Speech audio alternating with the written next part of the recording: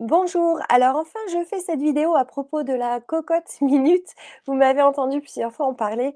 Donc c'est très simple, j'ai pris une image qui est très très parlante pour, que j'utilise pour expliquer aux hommes la plupart du temps, ça fait des années, et c'est significatif.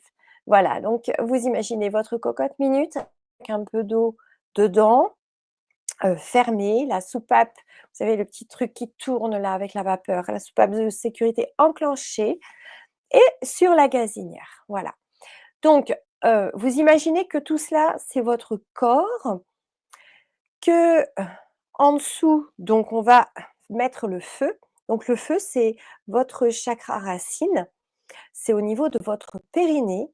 C'est pour ça qu'en tantra, on travaille beaucoup la respiration et le périnée, vous allez comprendre pourquoi. Donc là, nous sommes sur le périnée, donc c'est ce qui est le feu.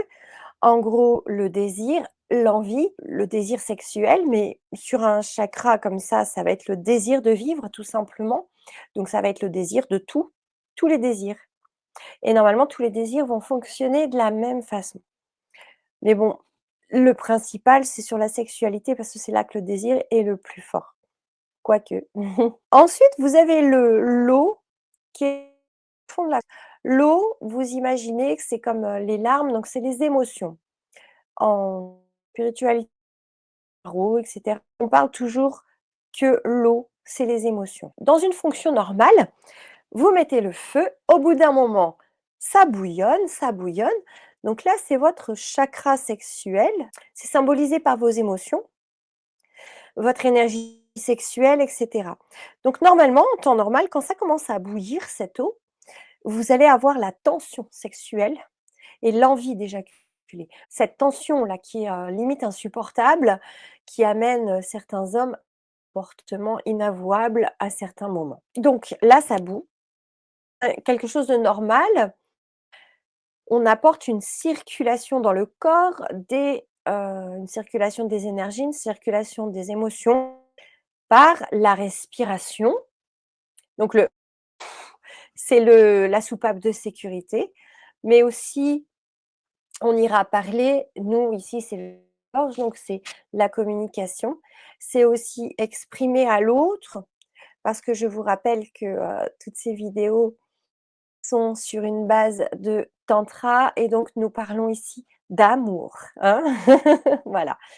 Donc quand vous êtes avec l'autre, bienveillant évidemment, et vous avez envie de partager un moment d'amour avec elle, hem normalement, vous êtes censé ressentir cette cocotte-là qui tremble et cetera, ressentir tout ce qui se passe, ces bouillonnements et cetera dans votre corps.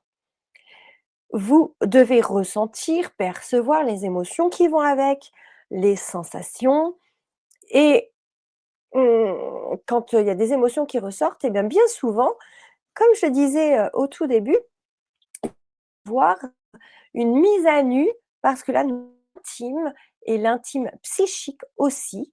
Donc, il va y avoir une mise à nu de vos traumatismes et de votre atavisme.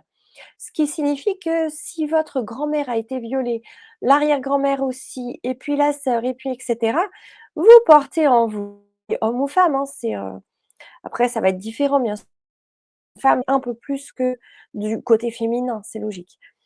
Mais si vous portez ça, eh bien, il se peut que, même si ça vous est pas arrivé à vous ici, eh bien, vous ayez les comportements d'une femme violée avec, voilà, le pas envie d'être touchée, le voilà, et que vous vous forciez à faire le contraire et cetera. Alors souvent, on porte des masques, quand on est vraiment intime avec quelqu'un, ça finit par se dévoiler.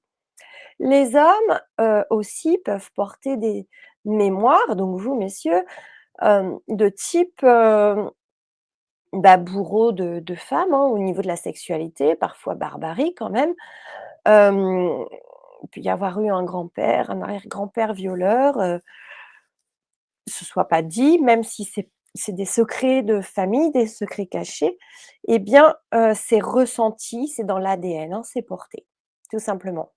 Donc vous pouvez aussi avoir des émotions, des comportements ou des pensées qui ne vous ressemblent pas, qui peuvent même vous étonner, vous dégoûter et pourtant c'est bien là.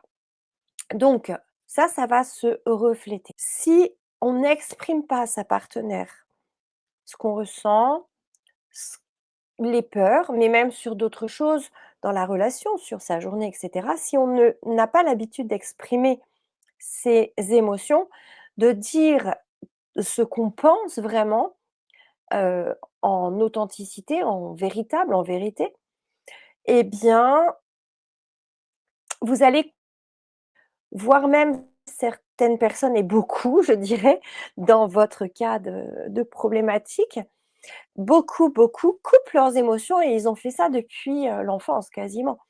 Donc ils ne ressentent pas vraiment et le problème, c'est que quand, vous êtes avec votre compagne, là, il y a vraiment une interaction, il y a l'énergie de 2 personnes qui échangent et ça peut bouillir très fortement, sauf que la soupape de sécurité ne s'enclenche pas parce que c'est coupé ici et paf! Ça explose, c'est éjaculation. Voilà, l'explosion de la cocotte. On peut avoir aussi l'effet inverse, c'est-à-dire que jamais ça ne chauffe assez en dessous pour faire bouillir et donc ça va jamais monter, circuler. Voilà et dans la normalité, eh bien, on sait s'exprimer et donc une cocotte minute peut tourner avec sa soupape comme ça pendant des heures jusqu'à ce qu'il y ait plus d'eau et que ça crame au bout d'un moment. Voilà. J'espère avoir, été claire. N'hésitez pas si vous avez des questions, mettez-les sous la vidéo ou dans le mail que vous avez reçu en retour. Il y a pas de souci, c'est pas un no reply, hein. À bientôt.